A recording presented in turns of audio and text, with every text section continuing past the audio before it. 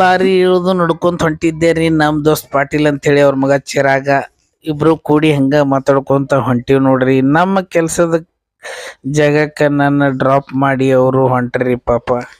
ಹಂಗ ಕೆಲ್ಸ ಮುಗಿಸಿ ಮತ್ ಬಸ್ ಹತ್ತಿ ಬಂದೇವ್ರಿ. ಹಂಗ ಬರೋದ್ರಾಗೆ ನಮ್ಮ ಮನ್ಯಾಗ ಕಂಪೌಂಡ್ ಬಿದ್ದಿತ್ ನೋಡ್ರಿ. ಮಕ್ಕಳ ಮ್ಯಾಗ ಬಿದ್ದು ಮತ್ತೆ ಏನಾರ ಅಪಾಯ ಆಕ್ಕದಂತ ಯಕ್ಷಂದ್ರ ನಾನು ಅದನ್ನ ತೆಗೆದು ಎಲ್ಲ ರಿಪೇರಿ ಮಾಡಿ ಈಗ ತೆಗೆದಿಟ್ಟು ಮಕ್ಳಿಗೆ ಸೇಫ್ಟಿ ಇರ್ಲಿ ಅಂತ ಯಕ್ಷಂದ್ರ ಇಟ್ಟಂಗೆ ಅವೆಲ್ಲ ಈ ಸದ್ದ ಕೊರೋನಾ ಸೊಪ್ಪು ತುಂಬಿ ಸದ್ದ ಕಡೆ ಇಡ್ಬೇಕ್ರಿ. ಎಲ್ಲ ಸ್ವಚ್ಛ ಮಾಡಿದೆ ರೀ. ಇಲ್ಲದ ನೋಡ್ರಿ ಇದೇ ಕಂಪೌಂಡ್ ಭಯಾನಕ ಆಗಿತ್ರಿ ಭಾಳ.